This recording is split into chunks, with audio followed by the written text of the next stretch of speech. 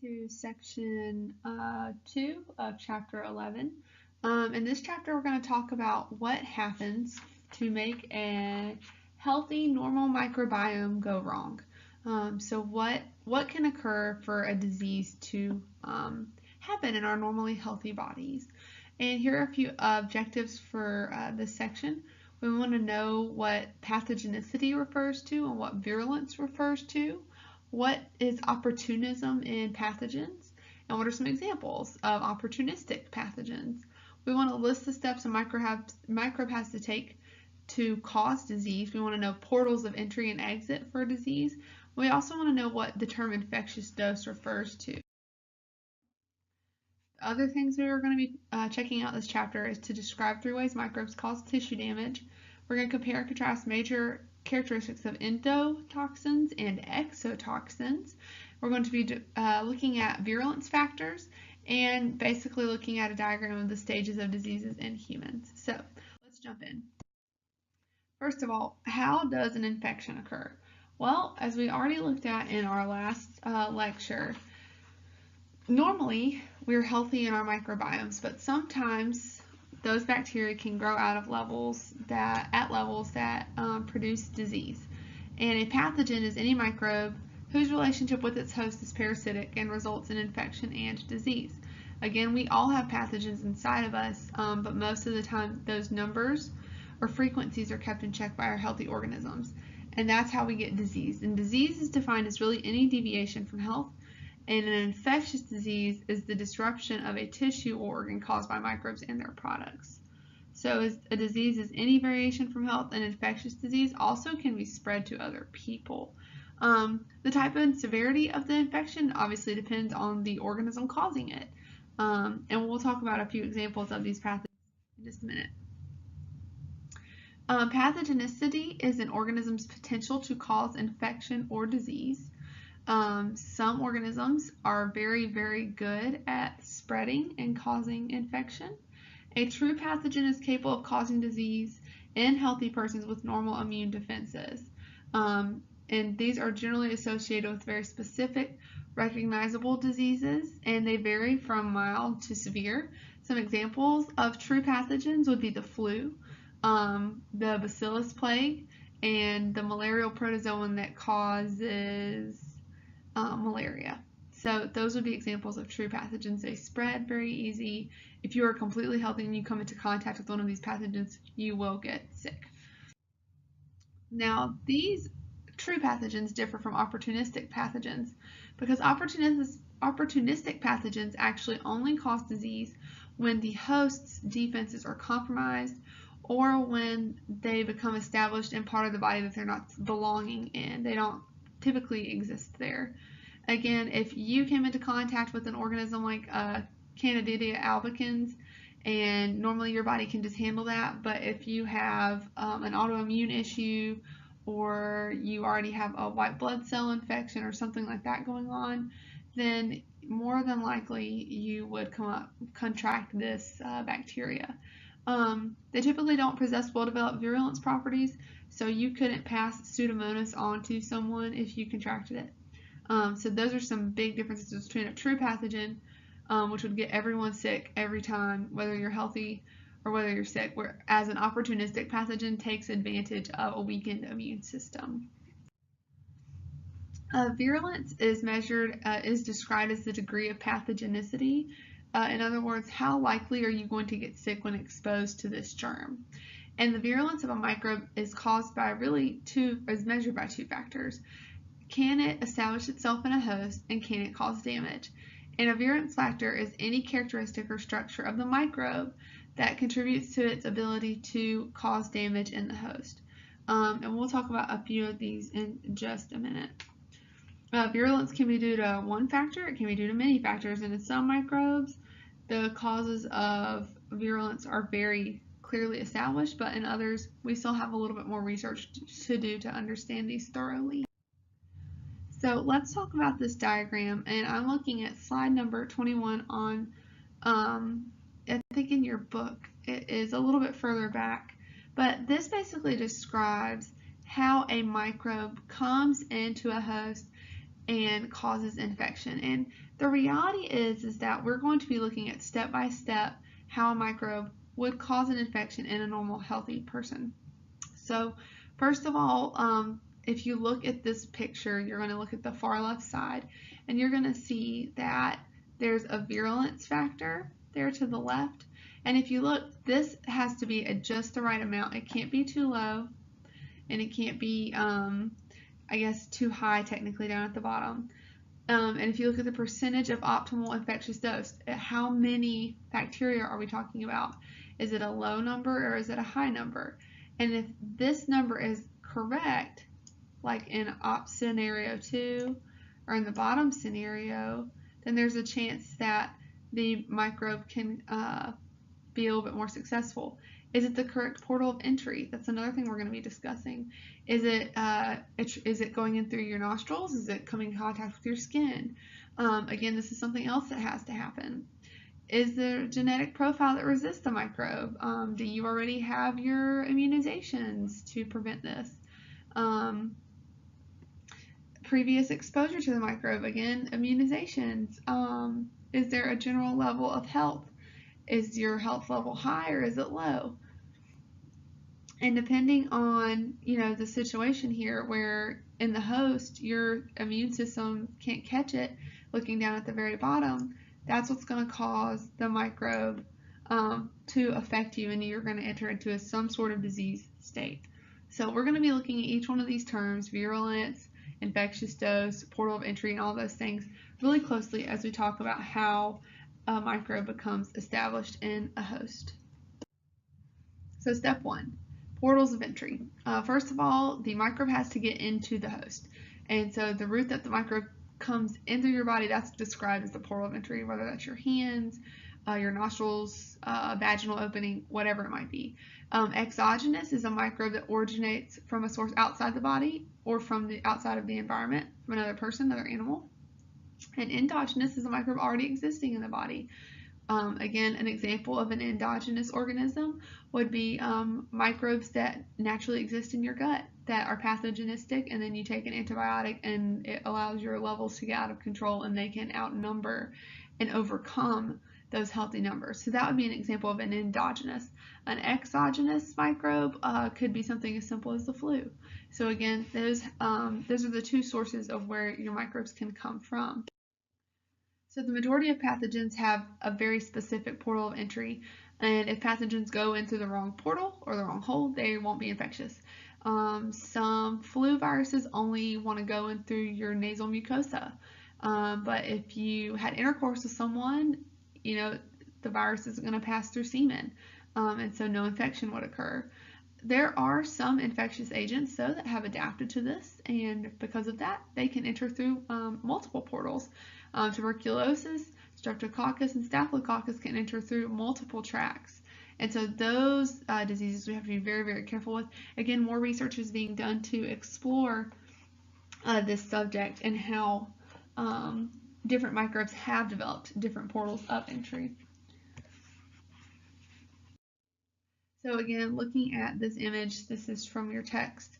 You have a microbe and you sneeze it into the air on an airplane, and if that particular microbe is capable of, or virus, let's say in this case, is capable of entering in through another portal, someone else's nose, as they breathe in on that circulated air on that plane, then you would have a successful portal of entry. And then when that person steps off the plane and goes to whatever other part of the world that they're going to, then guess what? If they sneeze and they've already contracted the flu, then that is also going to be released into the air through their nose to other individuals who would then contract that virus in the same manner. I don't know if you guys were watching the news, but about recently there was a plane that landed. It came from Saudi Arabia and was landing in New York, and when the plane landed, like 100 people on the plane had to be immediately taken off. They all had developed fever and flu-like symptoms, and I guarantee you what happened was on their flight from the Middle East over back to the United States, someone was a vector. They had their flu virus inside of them, didn't know it, and then they just established a really great portal of entry, again on a plane with circulated air.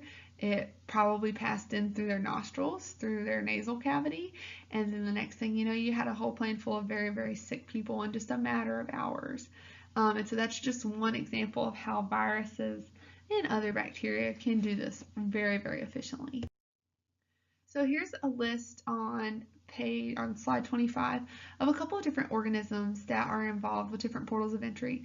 You'll notice for the skin, like herpes simplex type 1, this makes sense because a good indicator that someone has herpes simplex is lip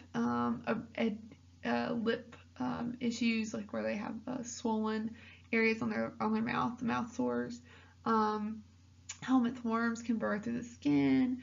Viruses, some of them can pass through insect bites through your skin. Any sort of West Nile virus that would come through mosquitoes. So those are some common ones that we would see, some common portals of entry through the skin. Your GI tract, multiple viruses use this. Rotavirus, rhinovirus, they would all pass through your GI tract and cause major, major issues, stomach upset, vomiting, etc., etc. But there are a few you might not have heard of. Shigella, Vibrio, E. coli is one I hope you've heard of. That also is going to be, portal of entry is going to be for that, your GI tract. Let's look at your respiratory tract. So when you breathe in air through your nose or through your mouth, if you're in that situation, you'd be looking at something like whooping cough, influenza, measles, mumps, rubella, chickenpox. All of those organisms, their portal of entry would be through the respiratory tract. Your genital tract, there's HIV, trichomonas, Candida albicans, syphilis, gonorrhea, chlamydia, and genital warts. And I do want to point out to you that chlamydia for the urogenital tract is the same chlamydia that has the portal of entry for your skin. So again, this is just one example of a microbe that has a very, very good way of using multiple portals of entry to cause damage to a host. So in addition to having an effective portal of entry, our organisms also need to be able to have an effective amount present.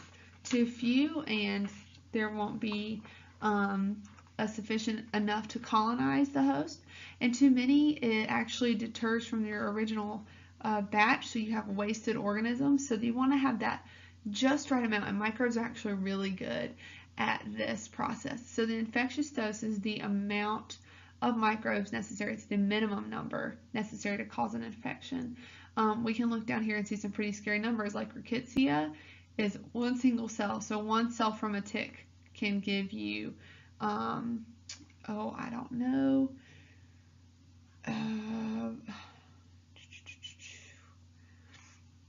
Rocky Mountain spotted fever, for example. That could, again, one cell, it's all that takes for you to come down with that. Things like tuberculosis and giardiasis, those are about 10 cells. Again, that's still not great, but not as serious as rickettsia. Gonorrhea is about 1,000 cells. Typhoid fever is 10,000, and cholera is, 1 billion cells you have to have for the infectious dose in order for you to contract that.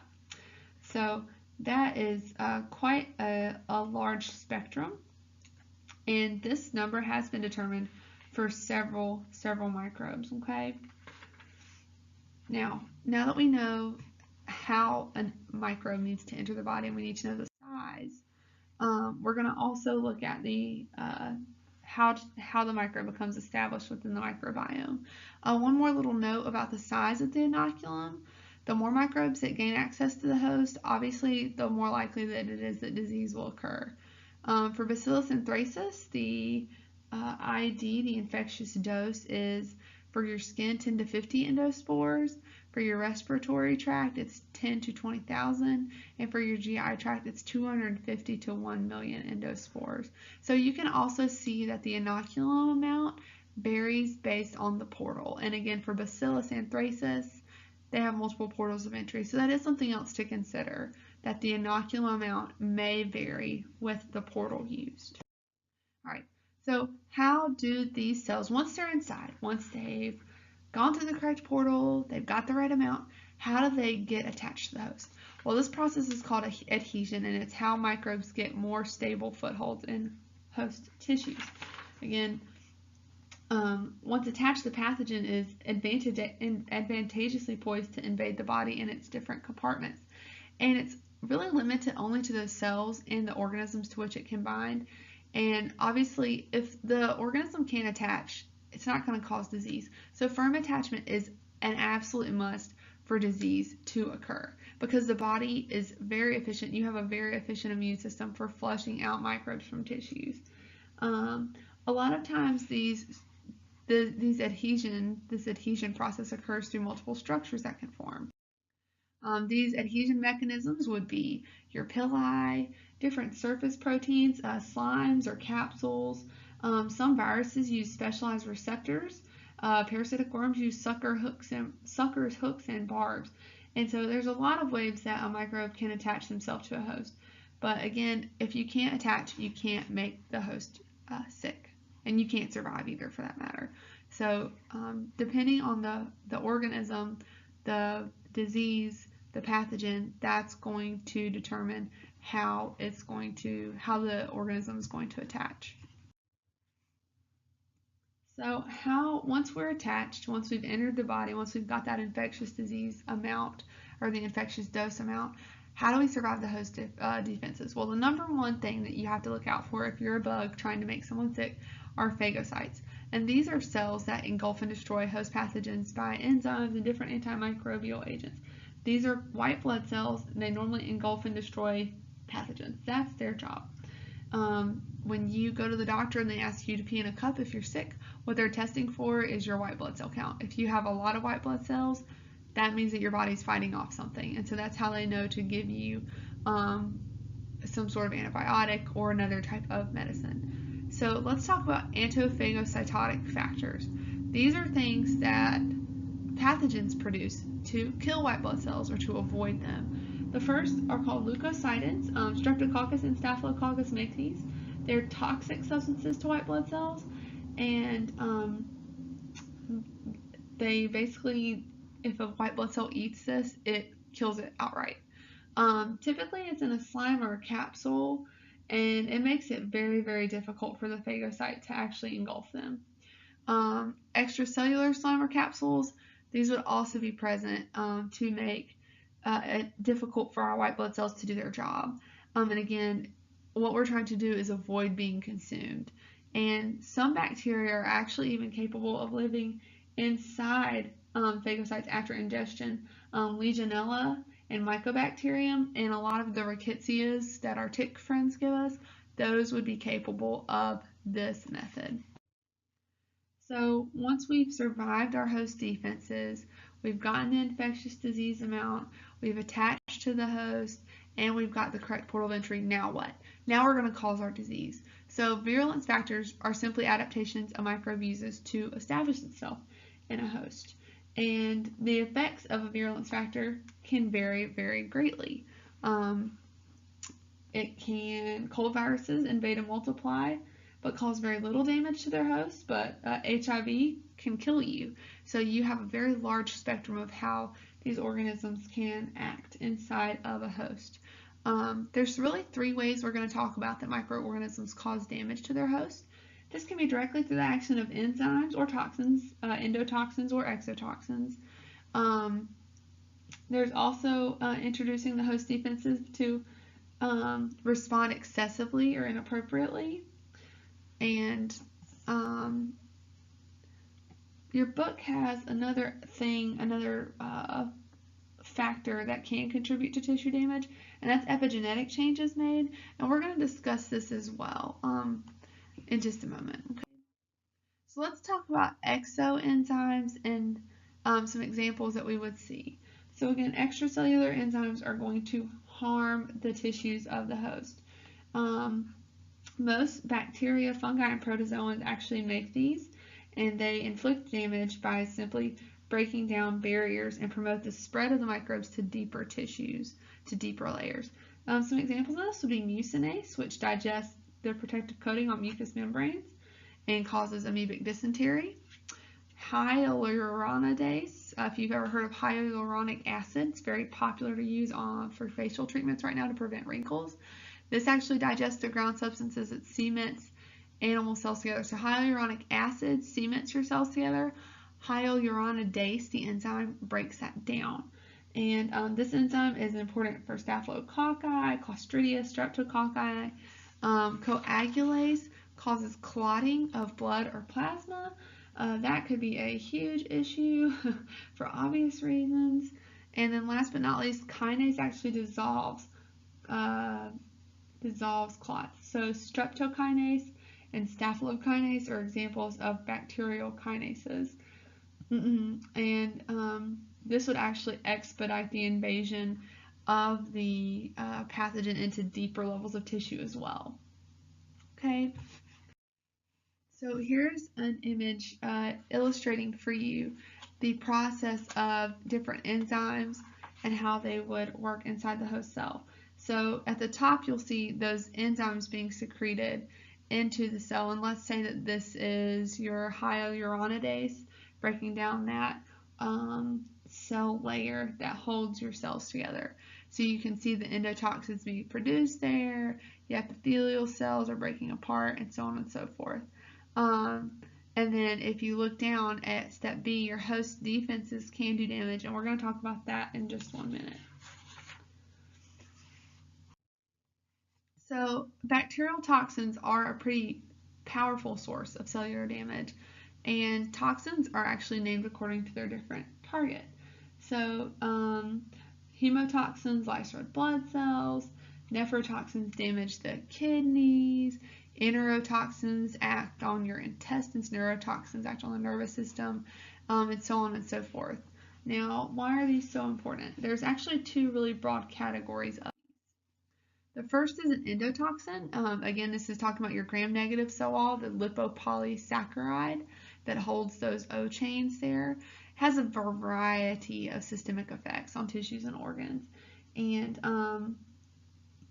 the endotoxins actually very different. The endotoxin is very different from exotoxins because of it having that variety of effect. It can cause fever, inflammation, hemorrhage, Salmonella, Shigella, Neisseria meningitis. All of these are particularly dangerous and can actually lead to endotoxic shock.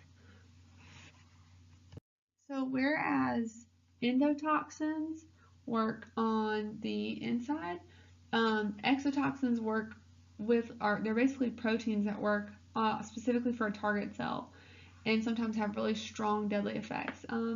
Hemolysins would be a class of an exotoxin, and their job is to hemolyze, to burst and release hemoglobin.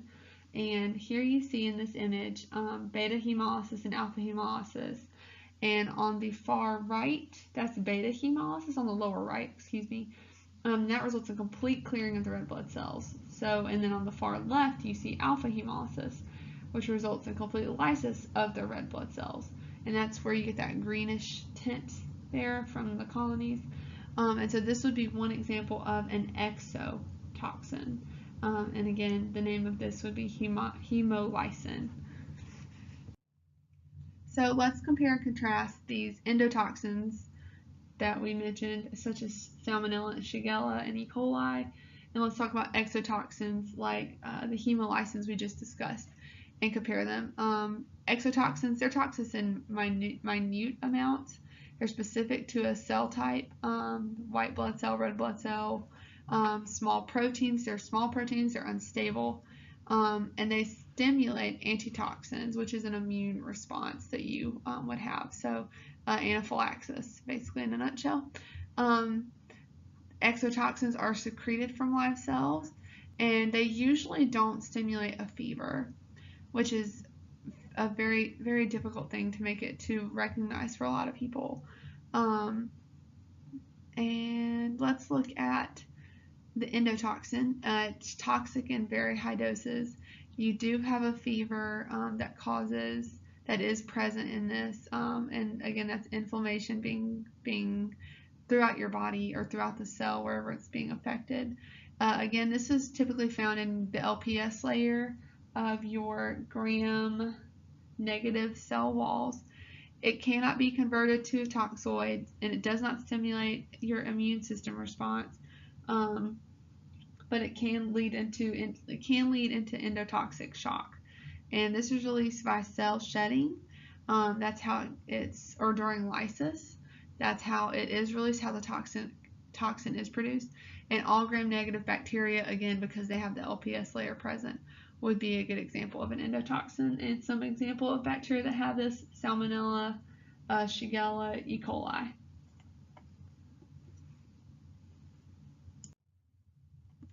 So the process and infection of disease. Let's talk about the establishment, spread, and the other effects. Microbes will eventually settle in a particular organ and cause damage at the site. And necrosis is defined as accumulated damage due to pathogens leading to cell and tissue death. Okay. Now, ultimately, pathogens sometimes can obstruct tubular structures like blood vessels, fallopian tubes, and bile ducts. And viruses actually destroy cells by multiplying and lysing them. And we're going to talk about viruses more in our next lecture, going back to revisit chapter 5. So don't let that throw you just yet. And here are some definitions of different types of infections. Let's look at a localized infection. Localized infections, typically the microbes just enter the body or remain confined to a specific tissue. A skin infection would be a good example of this. You get a staph infection in your elbow. Bam. A systemic infection is it spreads to several sites via the tissue. Chickenpox would be a good example of this if you've ever had that. I know a lot of you guys have had the vaccine. But when I was growing up, that wasn't around, and literally anywhere you touched or scratched, the chickenpox would come up. So that would be a great example of a systemic infection. Focal infections would be from a local site and carried to other tissues. Tuberculosis would be a great example of this. Mixed infection, this is where an agent will establish itself at the infection site multiple times. So human bite infections, wound infections, gangrene. A primary infection would be the first one, secondary would be the second. An acute infection would be something that comes on quickly, but it's short-lived, like the flu, and a chronic infection would be something like HIV. Okay, so just be familiar with these terms.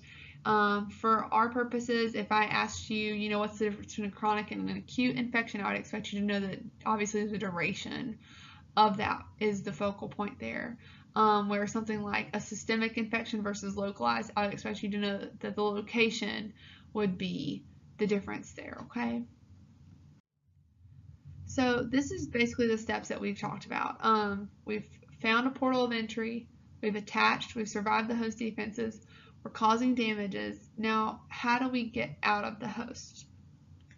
The good news is there's lots of portals of exit through your sneezing, through blood, fecal matter. Again, we discussed this earlier in the Human Microbiome Project, that poop has about 1 million viruses in it. So there's lots of ways for these pathogens to get out. Let's talk about some signs and symptoms. Basically, there's 3 terms that your book uses, and I want to make sure that you understand because this is going to help us determine, how diseases are manifested. First of all, a sign is an objective evidence of disease as noted by an observer, whereas a symptom is subjective. It's noticed by the patient. So a sign would be like if someone says, hey, your nose is running. That's a sign. A symptom would be like you wake up in the morning and you just don't feel good. You're tired.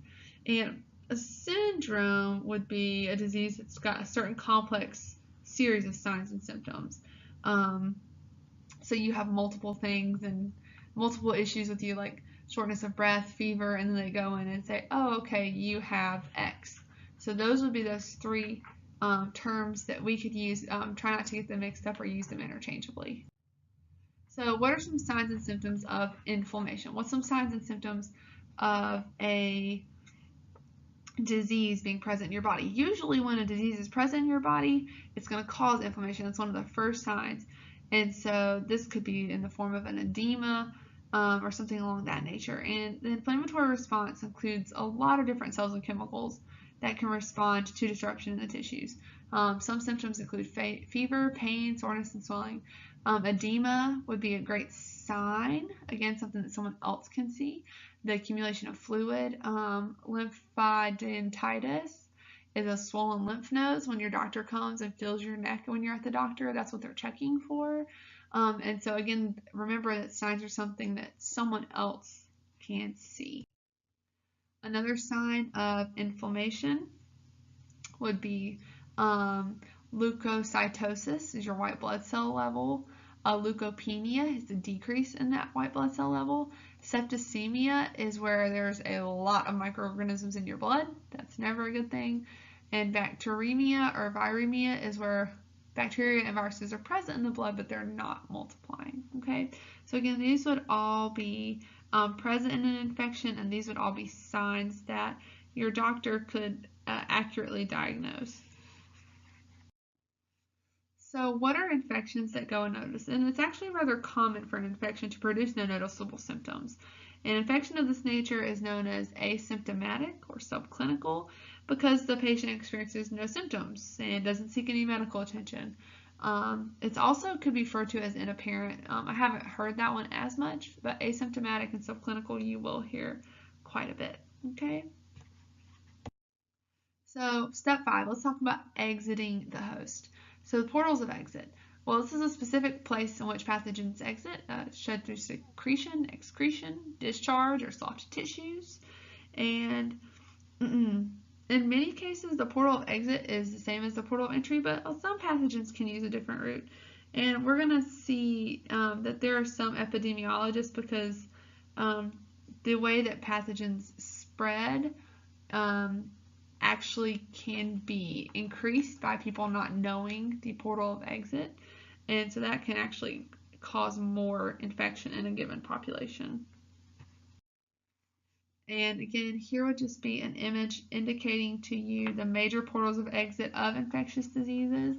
Your urine would be one, skin cells and open cuts, coughing, sneezing, insect bites. If a mosquito bites you and you already have some sort of disease, and then it can pass it on to someone else. Removal of blood through needle use, that could be for drug purposes. It could also be for insulin testing. And then obviously feces would be another big one. So the persistence of microbes in pathologic conditions. What in the world do we do with these long-term infections? So recovery of host does not always mean that the microbe has been completely removed or destroyed. And sometimes after our initial symptoms are gone away, the infectious agent goes into this dormant stage called latency. And there's several types of this. A lot of you are a great example of this right now. If you've ever had chicken pox, you have viral latency. Literally, that herpes zoster virus that causes chicken pox is just sitting inside of your body, waiting for the right time, and the next time you get super stressed out, or maybe you're old and you're older and you get sick, your immune system isn't as strong, it's going to come back in the form of shingles. So latency with herpes zoster is a very, very, very common process that most of you already know about. Some protozoans actually exhibit this as well, like malaria. Tuberculosis. I know that a few years ago there was a young woman who had gone to Africa. She was here for about 3 months, and then all of a sudden she died in the middle of the night in her dorm room, and she had malaria. She had had it for the whole time she'd been back in the States, and for whatever reason the stress of school caused her symptoms to be present, and she actually ended up dying, which was really, really sad. But that's again another good example of this latency process that some infectious agents resort to. Now, if a person harboring an infectious agent can shed it, you can get rid of it during the infectious state, like malaria. Some things like herpes zoster, you're just going to have literally forever, your whole life. Now, some diseases leave sequelae, and that's actually the medical term for consequences.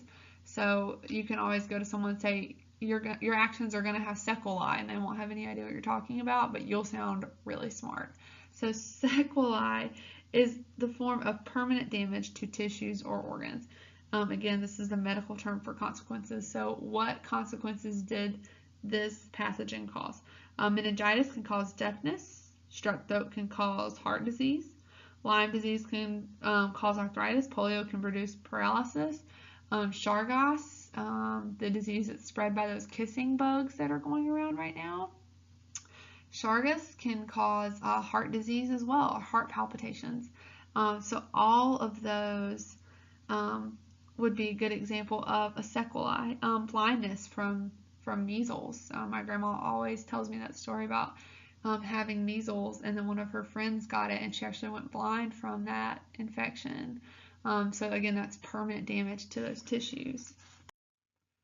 So what exactly happens in your body from the time of your initial contact when someone sneezes on you on the plane versus when you actually become sick? That's what we call the incubation period. And that's the time from initial contact until your symptoms start to appear, your runny nose, your aching body.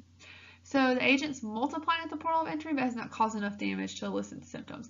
Basically, you're just a walking, talking, ticking time bomb. And this time period varies according to the host, varies according to your actual health, the distance between your target organ and the portal of entry. And this can range from several hours to several years, but the majority of infections range from 2 and 30 days. Now, during the incubation period, the agent's multiplying and multiplying and multiplying, and the earliest notable symptoms of most infections appear like discomfort and headache, things of that nature. So that short period of headache, discomfort, that's called the prodromal stage. And some diseases have very specific prodromal symptoms. After this, we go into what's called the acute phase. And during the acute phase, that's when your virus is going to multiply at high levels. And that's also when your disease is at the greatest virulence. And again, this would be before notable symptoms are present. Notable symptoms. So again, yeah, your muscles hurt, but maybe you just worked out too hard at the gym. So at this time, you're the most virulent, you're the most likely to spread your disease, and you probably don't even know you actually have it. So something to think about. That's the acute phase. Period of invasion is the infectious agent multiplies at super high levels and exhibits the greatest toxicity. The acute stage would be under this section. Okay. So let's talk about the convalescence. Convalescence is when the recovery period begins. Basically, your body starts to respond to the infection. Your immune system kicks in and does its job. And a lot of times during convalescence, unfortunately, people stop taking their medicines that they've been prescribed. And that leads to antibiotic resistance. So even though your pathogens are still present in your system, you're feeling good, the drugs are still working, you don't need them anymore, you stop taking day 5 out of day 10 of your antibiotics. Don't do that. Don't be that person. It's very, very, very, very, very bad, not just for you, but for the bacteria that are now resistant inside of you. It's actually great for them, not good for you, especially later on in life.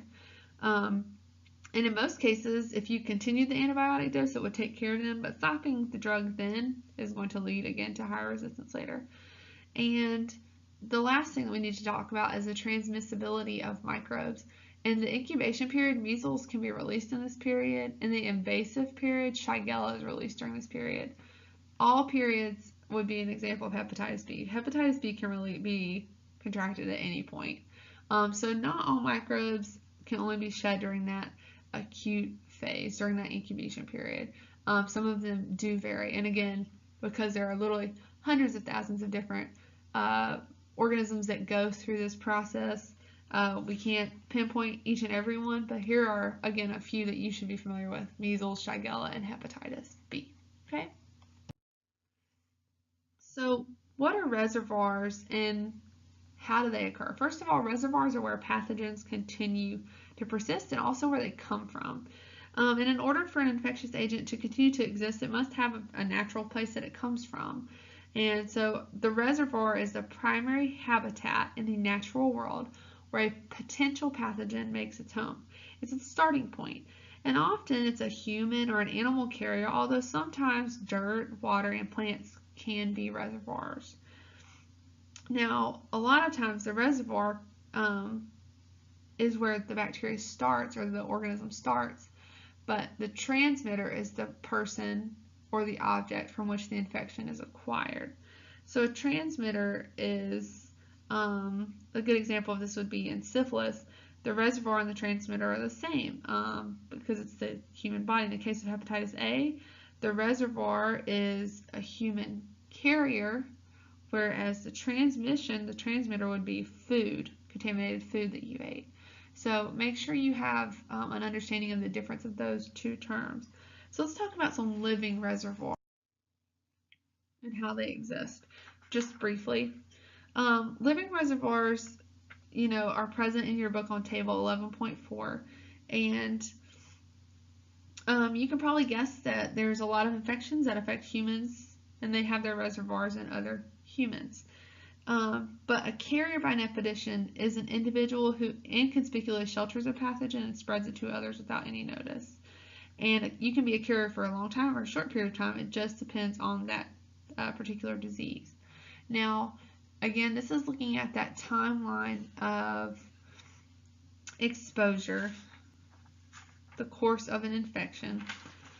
And here you can see the stages, and they have different durations for different infections. So your incubation period, the virus is growing inside of you. The prodromal stage, that's when you have really no symptoms. You've got a headache and fever, and the virus is just going absolutely crazy reproducing. The height of the infection, the period of invasion, somewhere in that green and pink area, that's when you're going to be in your acute phase, right through here.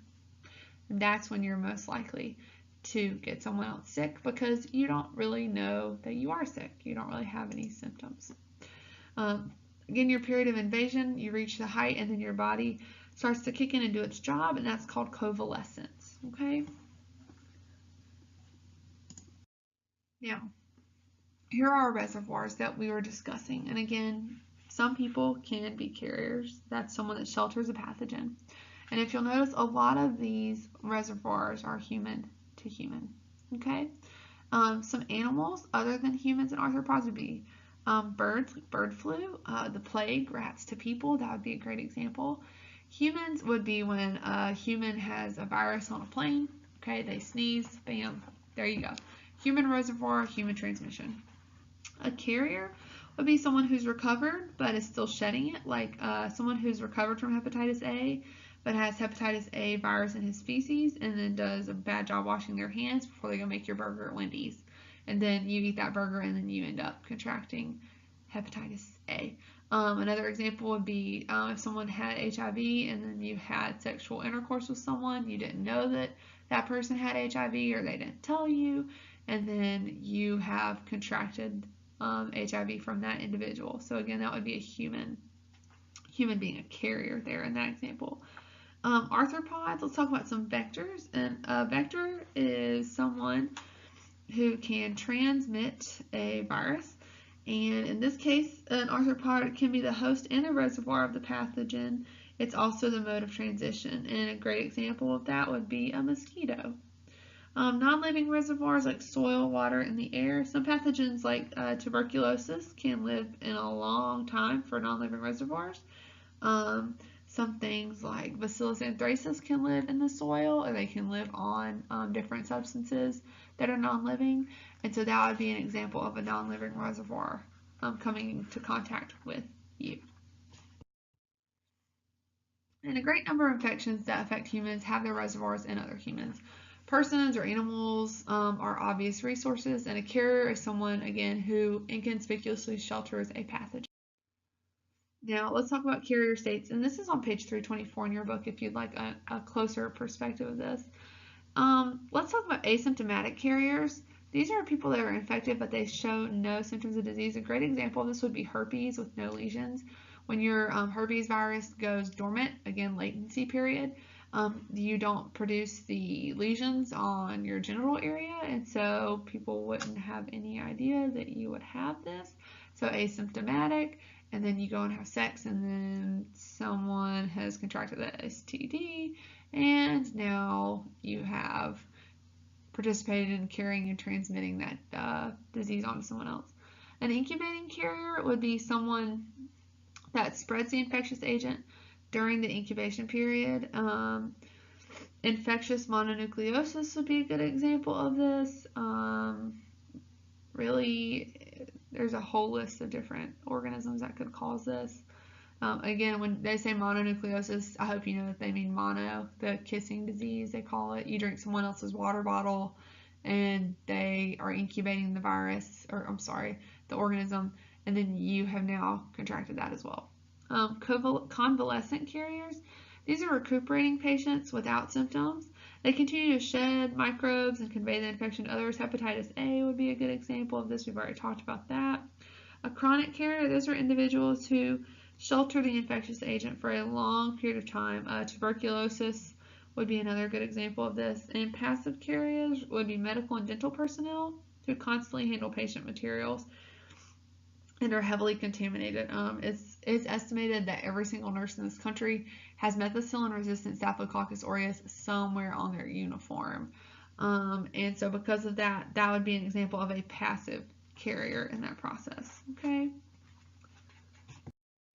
So let's talk about animals as reservoirs and sources. The majority of animal reservoir agents are things like fleas, ticks, mosquitoes, and flies. There's a reason we hate these organisms, y'all. And they deserve special consideration. A vector, a biological vector, is defined as someone that actively participates in a pathogen life cycle, serving as a site in which it can multiply or complete its life cycle. Again, you think about malaria and mosquitoes. A lot of fleas will harbor different bacteria that they can grow in, and they bite a mouse, and that mouse then contracts the disease and passes it on to us. A mechanical vector carries the microbe more or less accidentally on its parts. And larger mammals can also accidentally spread infection. Mammals, a good example of this would be rabies, for instance, and that can have a multi-host involvement. Birds, cytososis, that would also be a good example of this. At least 150 of zoonoses, which again would be animal, zoo, always refers to animal in biology. Zoonoses exist worldwide, and the most common types of zoonotic infections are listed on table 11.6 in your text. And zoonotic infections are completely impossible to eradicate because we'd also have to kill the animals that spread them too. So it makes it very, very difficult. And again, here's that definition of zoonosis. It's an infection indigenous to animals, naturally transmissible to humans. A great example would be salmonella with eggs. Okay. Now, zoonoses make up about 70% of all new emerging diseases worldwide. It's impossible to eradicate, again, without also killing the animal associated with it. In 2004, China went through and slaughtered thousands of cats, thought to be the reservoir of SARS, if you remember that, a long time ago. And there have been attempts to eradicate mosquitoes and certain rodents, but now we're just moving on to gene therapy in those venues. So again, here's some common zoonosis, zoonotic infections. Again, Z-O-O refers to animals. Rabies and yellow fever should automatically jump out to you. West Nile virus, dengue fever. I'm not sure if that's on here. That's another one that should be.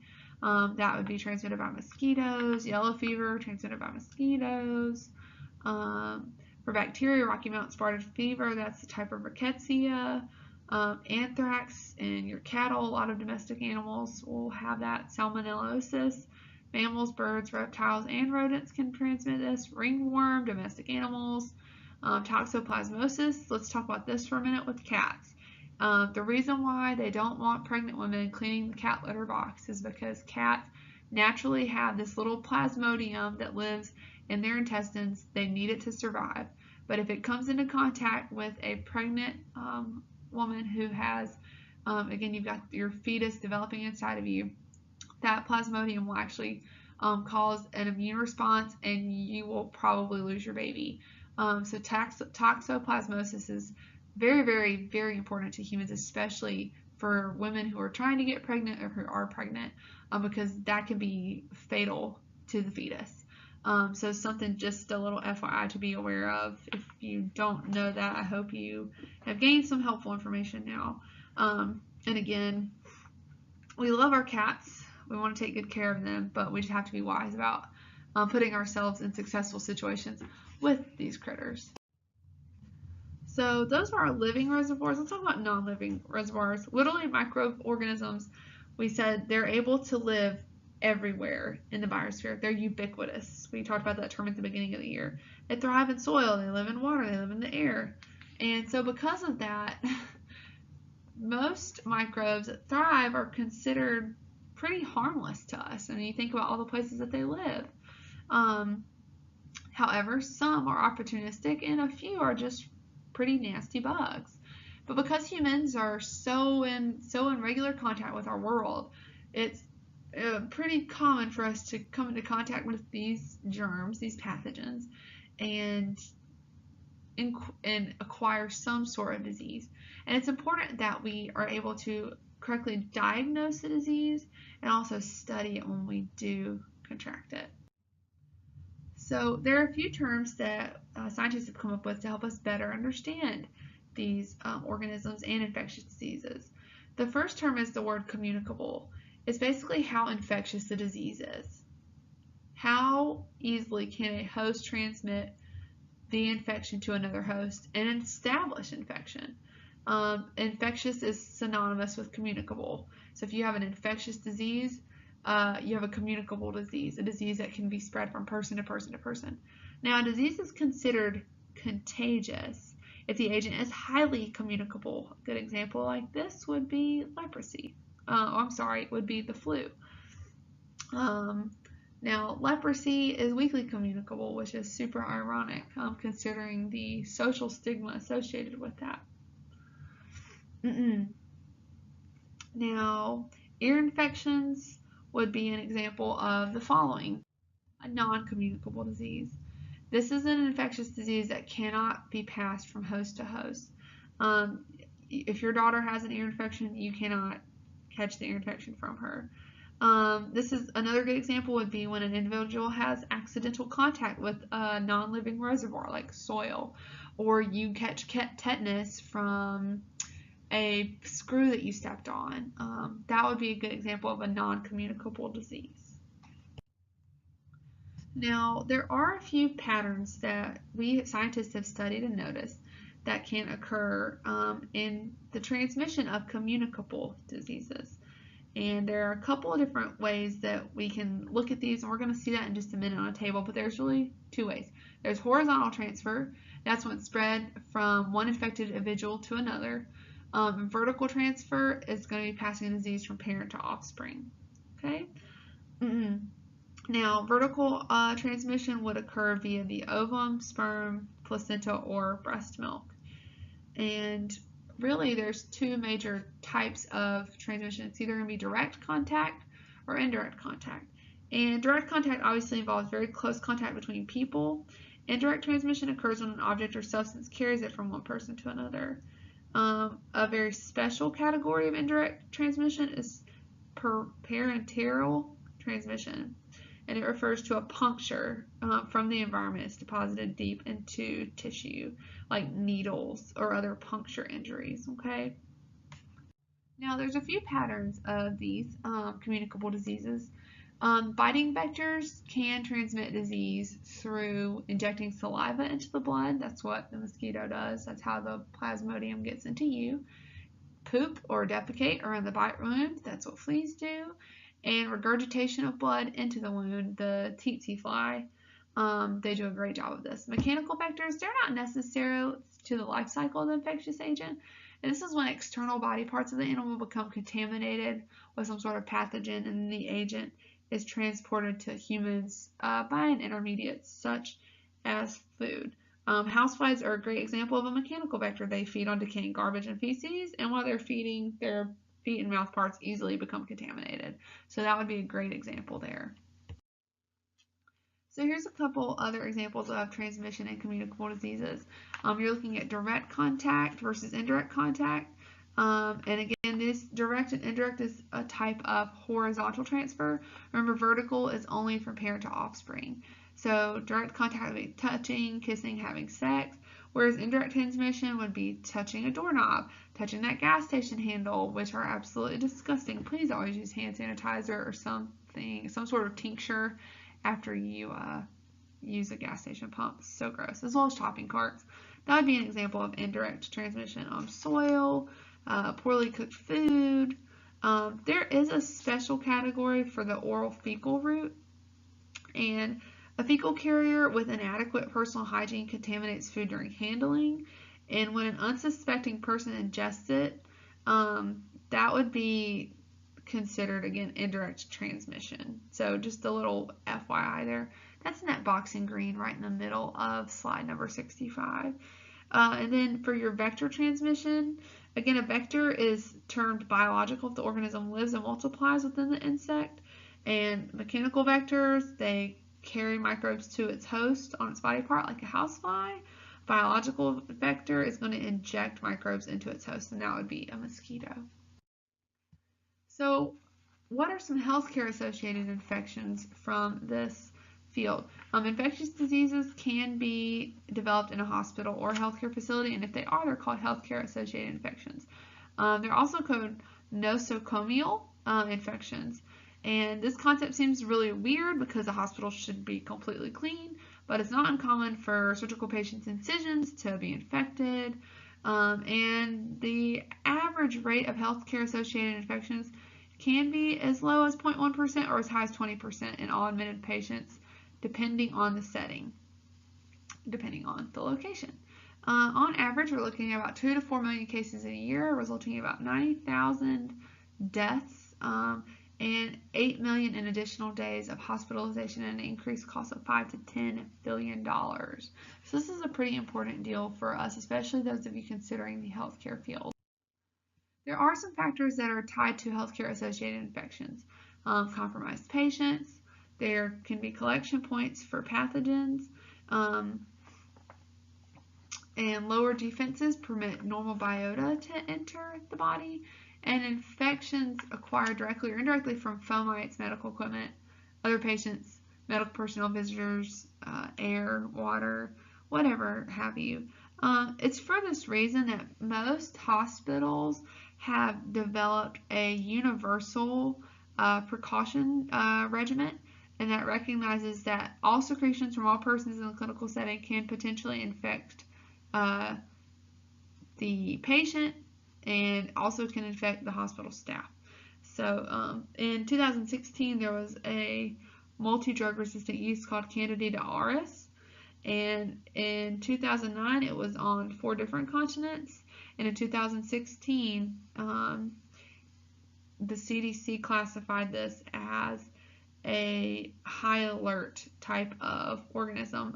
There was only 1 case cited in the U.S. in 2016, but because it spread so rapidly over multiple continents, it is something that the CDC is watching. Again, that's called Candida auris. And again, let's talk about what hospitals are doing. We've already mentioned that most hospitals have certain protocol for dealing with fluids. A lot of times there are certain sterilization procedures associated with different instruments used, like respirators, thermometers, catheters, things of that nature. And the high proportion of the hospital population receives antimicrobial therapy, and drug-resistant microbes are selected for at a much, much, much higher rate in that scenario. The most common healthcare-associated infections, in case you were wondering, are UTIs, especially in elderly people, especially in nursing homes.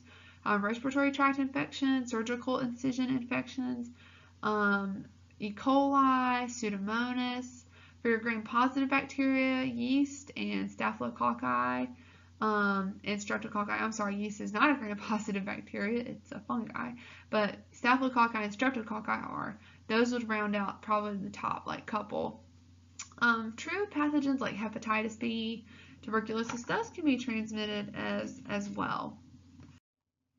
And here's a percentage showing the relative frequency of target areas of the most common healthcare associated infections. Okay, again, urinary tract sitting really high up there, 40%, and that's either because lack of nurses being able to take the patient to the restroom, or just dehydration, or obviously if you have a catheter installed and that's not clean, you're going to have an infection caused from that.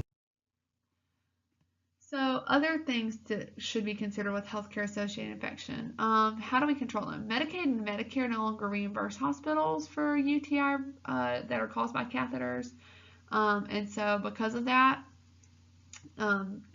there is an incentive, a monetary incentive, to prevent this from being spread. The infection control officer, a lot of hospitals have these now, where you are basically making sure that everyone's being clean.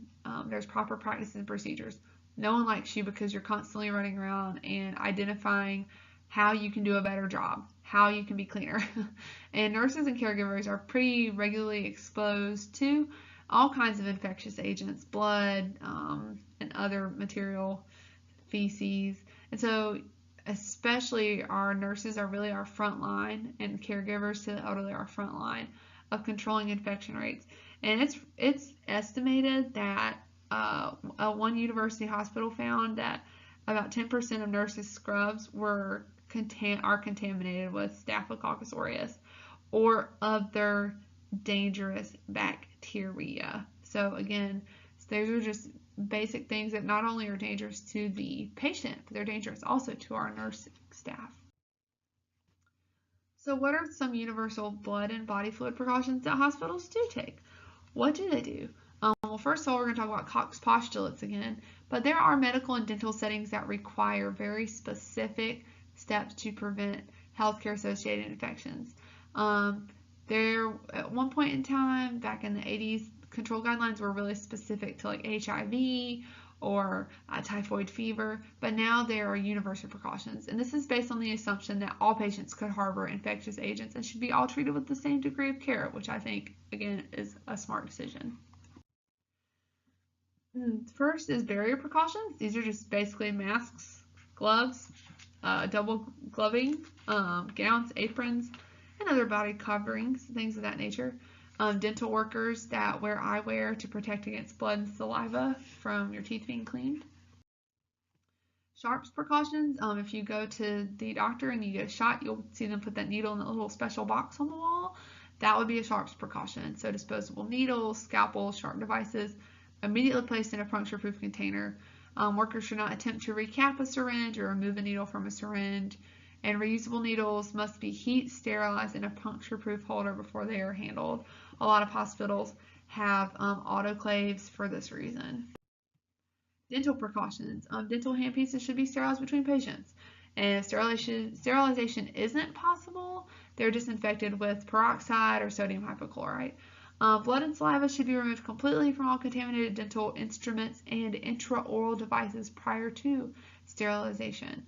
And again, these are just basic precautions that your doctors take to keep you healthy. The best one, though, is hand washing. I can't tell you enough that washing your hands is the #1 way to prevent any sort of infectious disease from coming into your body. Hands and other skin that have been contaminated with blood should immediately be washed with a germicidal soap. Dial is a great example. And hands should likewise be washed after removing over gloves, masks, or other barrier devices, or touching a doorknob, or using a gas station handle. Just wash your hands, folks. This is the #1 way that the CDC recommends to prevent germs. Because saliva can be a source of some infections, barriers should be used in all mouth-to-mouth resuscitations. And so because of that, there are mouth guards that most health practitioners carry in the event that we have to do CPR on an individual, just because saliva can transmit some pretty nasty germs. Other healthcare worker precautions, healthcare workers with active mucous membrane lesions have to refrain from handling patients or equipment. Pregnant healthcare workers have to pay attention, especially to these guidelines, and personnel should be protected by vaccination whenever possible. And that's why in a lot of medical settings, you are required to get your flu shot. You're required to have your immunization record up to date. You're required to be tested for tuberculosis frequently and often. And again, these are just good common sense things that our healthcare community have put into place to protect not only the patients, but also the staff.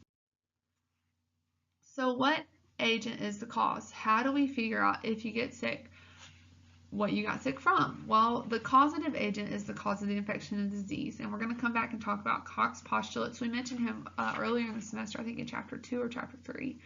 And Koch's postulates are a series of proofs or steps that became the standard for determining the cause of infectious disease, and again, it's very, very reliable for a lot of diseases. Not all of them, because, well, some diseases aren't transmitted in the same environment that you would think.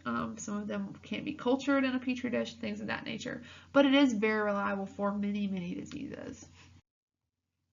And again, here are some exceptions that we should know of or be aware of for Koch's postulates. It's not completely foolproof. As I already mentioned, some bacteria can't be grown in a lab. Some infections can't be elicited in animals, and viruses have a really limited host range. And so again, it's not possible to determine causation in a lot of diseases, or especially in a polymicrobial disease where you have multiple sepses in your blood. If you have multiple agents in your blood, how do you know which one it is? And a lot of times you can't. But there are some ways that this is effective. So let's talk about the steps that we would take here in the study of a disease in a population. Okay. First, we're going to find evidence of a microbe causing disease in every case of a disease. Every single person in a room that is sick tests positive for bacteria A. Well, then what we're going to do is we're going to, for step 2, isolate bacteria A from each subject, each infected subject, and cultivate it and grow it in a pure culture in the lab. Again, this is tricky because not everything grows in a lab, but we're going to pretend, for our example, that bacteria A does grow well. And you're able to perform a full microscopic and biological characterization. You're able to do a grand stain on it. You're able to do an array on it and see which antibiotic it treats or responds to really well. Again, that's postulate number 2. So first, you find evidence. Second, you isolate the microbe. Next, we're going to inoculate this poor little victim, this mouse, with bacteria A and observe if the organism contracts the disease. So we're going to first isolate, and now we're going to inoculate. And if he does, again, contract the disease, then we will have proven our postulate, hopefully. And the only way we can really know is to re-isolate the same agent from our victim from step 3. So the mouse dies, and we're able to take a sample of his blood, and in culture, we're able to see, yes, bacteria A was present in this mouse. That's presumably what killed the mouse. So therefore, this is our organism. This is our disease that caused our sickness. All right, so let's go over your concept check. Is A toxic in minute amounts an exotoxic or an endotoxin? That would be an exotoxin that's toxic in minute amounts. Causes systemic effects such as fever and inflammation. That would be caused by a endotoxin. C, released by a cell via shedding or during lysis. Released by a cell during shedding, that would be a endotoxin. Composed of small proteins, that's your exotoxin. Remember that endotoxins are composed of the LPS. Speaking of LPS, that's E. Your endotoxin is composed of LPS and can be converted into a toxoid. That would be an exotoxin. And again, a toxoid is an inactivated toxin used in vaccines. Okay? All right, this ends today's lecture. We have about 14 more slides left, and that will be covered in the last lecture posted on Blackboard. Have a good one. Welcome back to the last and final lecture for Chapter 11. This is lecture part 3. Today we're going to be talking about epidemiology and how this is practiced in traditional medicine, a little brief history behind it, and incidence, prevalence, a few other terms, what it means by diseases being notifiable and reportable. And also we're going to discuss 3 major types of epidemics and identify them along this thing called an epidemic curve. So what is epidemiology? Epidemiology is the study of frequency and distribution of disease in defined populations. The Centers for Disease Control is very, very good at this. This wasn't always the case though. Epidemiology is something that was pretty recently developed in the 1800s.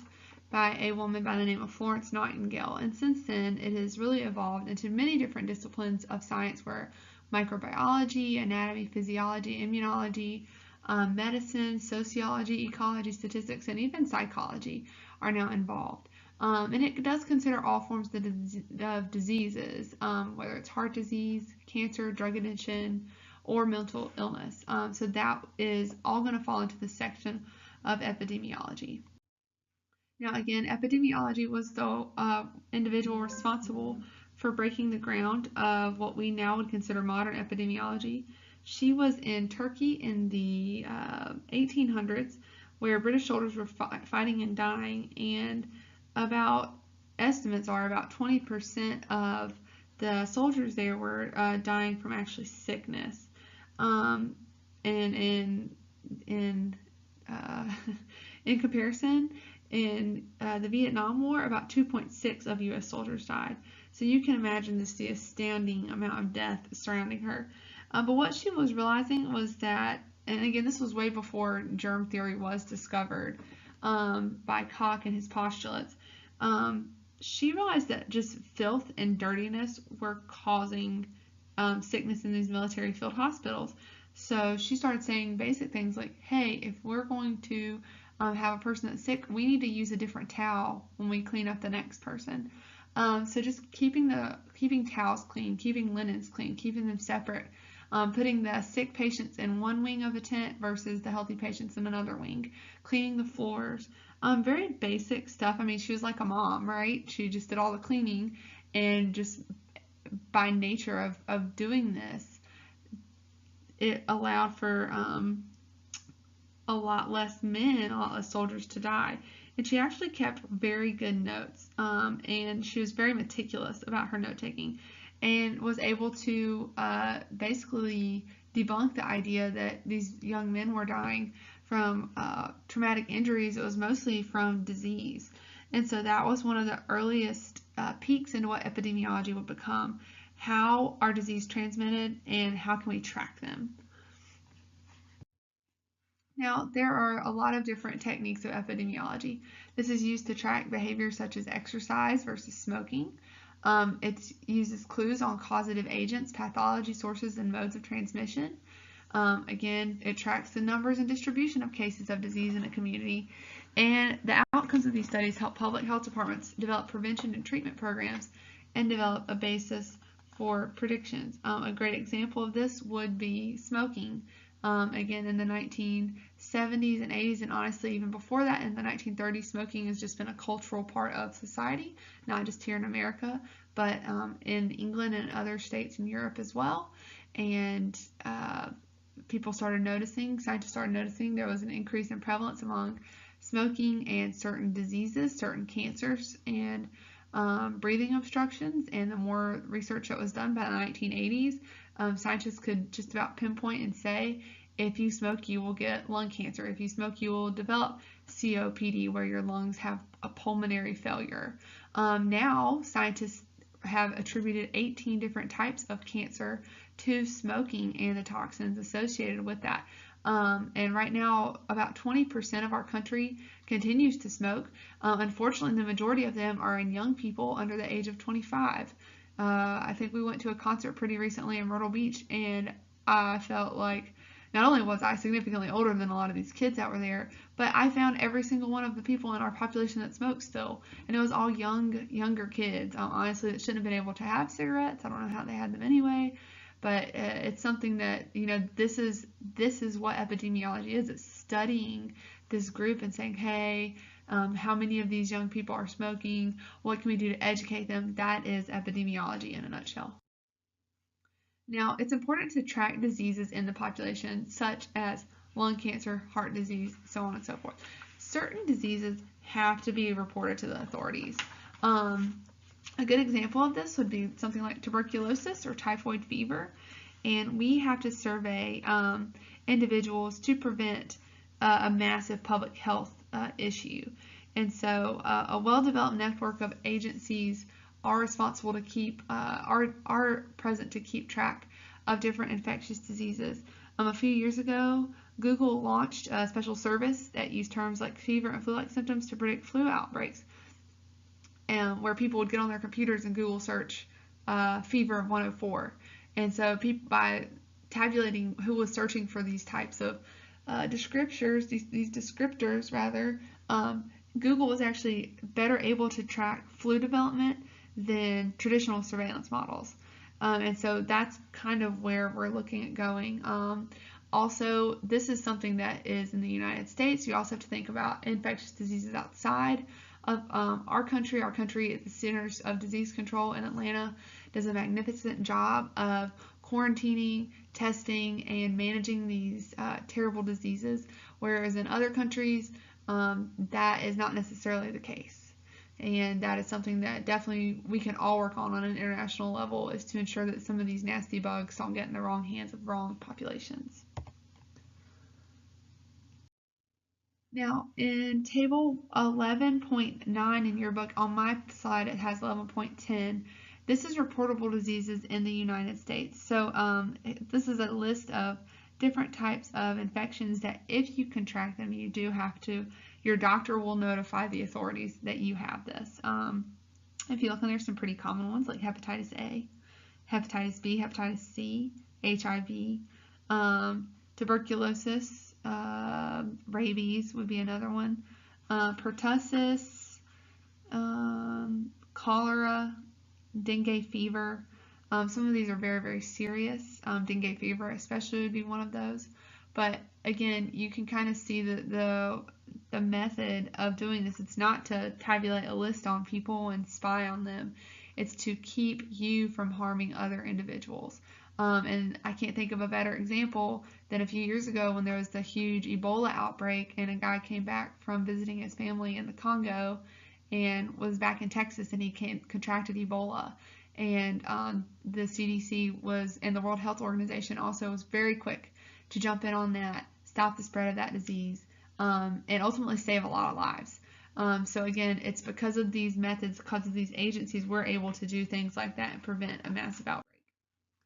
So statistics of concern to the epidemiologist are rates of disease with regard to sex, race, or geographical region. And depending on gender, depending on whether you're also, something else I would add to this, depending on your race or your physical location to the disease. Again, thinking about Ebola, a lot of times Ebola is limited to a specific region in the jungle, and then it spreads via bat or another animal. Other animals would be some sort of monkey or chimpanzee that could spread it as well to different neighboring villages. Something else that we could add to that would be social status as well. Homeless population, because of just the state in which they live, and a lot of times some of our homeless population, they do have some sort of drug addiction or opioid use. That also would raise the rate of disease, especially with needle usage in that population. So you could see how that would be pertinent to an epidemiologist to study a disease rate. So I would add social status to that list as well, of something that epidemiologists would be concerned with. Mortality rate does measure the total number of deaths in a population due to a certain disease. And over the past century, the overall death rate from infectious diseases in the developed world has dropped, although the number of persons afflicted with infectious disease still is pretty high. And that's just because, again, here in the developed world in America, we have certain standards for doing things. We have sewage, we have wastewater treatment facilities, whereas other countries like Haiti, for example, they don't have those things. People literally throw their trash in the street, and when you pee, you go and pee in the street, and your animals, guess what? They eat out of the trash in the street. That's just the way of life there, and so you could obviously see how that would lead to higher infectious rates. And clearly diseases have different degrees of communicability of in different populations, which would allow death to occur. And here is just a little incident showing hepatitis C by the year in the United States. And you can see back in early 1982, 1984, we had a sharp increase. And then what do you know? There was a lot of measures taken to educate the public about hepatitis C. Again, do you have another spike up in 1990? And so on and so forth. And so it's, again, this is epidemiology, monitoring these trends, monitoring these increases and decreases. You can see the numbers really drop off because in, I think, about 2000, that was when hepatitis C vaccines started to be given into the middle school population, at least here in North Carolina it was. I'm not sure at a national level when that occurred. I would say, judging by this graph, though, it all happened around that time period because you see that number radically start to drop off. Chlamydia, let's look at graph B. Chlamydia proportion of STD clinic patients testing positive. And you can see this broken down into MSN, men who have sex with men, so that would be your homosexual population. Men who have sex with women, that is in blue, and then women. And again, you can see the prevalence between the different age groups. This is epidemiology, looking at sex and gender here and how that disease, chlamydia, would affect proportions. And then down in graph C, this would be a geographical example of epidemiology where we're studying the prevalence of malaria.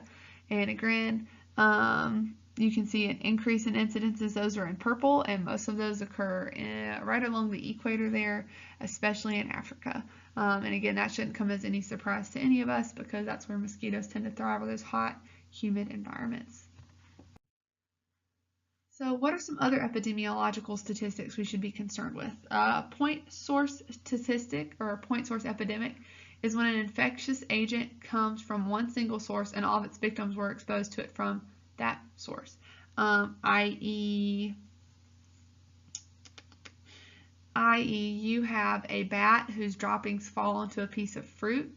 Its droppings have a virus in it. One person eats those droppings on the fruit, wasn't cleaned well, and then that one person that shared the fruit with his neighbors, they all contract the disease. That would be an example of a point source epidemic. A common source epidemic would result from common exposure to a single source of infection over a longer period of time. This is also called, it can be called a propagated epidemic. I know your book tends, I know here we have them distinguished, but I want to talk about these two terms for just a moment. A common source epidemic is one where the infectious agent was present in a single source that had widespread distribution, and that can spread out. Now, a propagated epidemic results from an infectious agent that is communicable from person to person and is sustained over time in a population. So you can see how these two terms could be interchangeable. Whereas a common source, okay, well, it all started with one infectious agent that was widespread. The propagated means that it was sustained over a period of time. So you can see how these two terms are related to one another. So in this scenario, in scenario A, you can tell that at the beginning of this particular epidemic, it wasn't very high, then all of a sudden it spikes and then it drops back off. This would be an example of a point source epidemic where it's a single small batch that affects a population. In section B, what you have would be a agent present in a single source that then was widespread distributed. That would be a common source epidemic. And then in the following column, column C, the last graph, you can see how the number of new cases just keeps increasing over time. That would be your propagated epidemic. Okay, so those are the three different charts and the three different patterns that should be associated with that. Again, A being point source, B being common source, and C being propagated epidemics. Other epidemiological statistics we should be familiar with. The term index case. When you hear the phrase index case, this refers to the first patient found in an epidemiological investigation. It actually might not be the first case of the disease, but it is often the first case that is brought to the attention of governing agencies or officials involved. Monitoring statistics also make it possible to define the frequency of a disease in a population. And that's where these next two terms come from. Endemic refers to an infectious disease that exhibits a relatively steady frequency over a long time in a particular geographic locale. A good example of that could be smallpox before it was eradicated. Another good example of that could be chickenpox, again, before the virus was, before the vaccination was invented. An endemic threat to the population. It means it's always going to be there. A sporadic, occasional case, These are at really random locales where a disease appears. Tetanus would be a great example of this. Diphtheria would be another great example of a sporadic type of epidemiological disease that we would study. Okay, so know the difference between endemic and sporadic and what those would refer to in a particular population. So when would a disease be considered an epidemic? So when statistics indicate that the prevalence of an endemic, which would be naturally occurring, always there present, or sporadic disease is increasing beyond what is expected for the population, that's an epidemic. Time doesn't have to be defined. This could be measured in hours, it could be measured in years, it could be measured in weeks or months, it just depends. I would say that a great example would be, again, the epidemics that you hear with Ebola, in Africa. That would be an example of an endemic virus that we just can't get rid of. It mutates very, very well. It's always present in that population at somewhere, someplace, sometime. And then when outbreaks increase at a rate that's higher than it should be, that would be considered an epidemic. Now, an epidemic becomes pandemic, pan meaning many or all. That's when an epidemic is spread across continents, from Africa to North America via plane ride, from Africa to South America via plane ride. That would be an example of a pandemic spreading. Okay, AIDS and influenza are great examples of this. Again, if you've watched the news lately, you've seen that plane that took off in the Middle East and it landed in New York. That would be an example of the potential for a pandemic flu virus to really do some damage to our population. All right, so here are different charts showing you the difference between these terms. So let's look first at endemic and sporadic. Remember that the terms endemic means that it's always there, it's always present in the population, whereas sporadic means it's just one or two places across a geographic region. And you can see that there's no really rhyme or reason in chart B here for the prevalence of this particular disease state. In C, it's epidemic occurrence. This is when there is a higher number than normal for what should be expected for an area. And then pandemic, again, the term pan means all. You can see the spread from multiple continents, again, to include all people. And again, the only real example of this would be HIV, AIDS, and influenza. All right, well, that wraps up chapter 11. Let's finish. All right, if you said amorbidity for our concept check, you would be incorrect. The term here that we're looking for is prevalence. Prevalence of a disease is the total number of existing cases in a given population. Disease incidence measures the number of new cases over a certain time period. So don't get those two terms, B and D, mixed up. Incidence is over time. Prevalence is total number of persons afflicted. All right, this concludes lecture 11. So check out the link on Blackboard, and don't forget to do your Learn Smart for this chapter.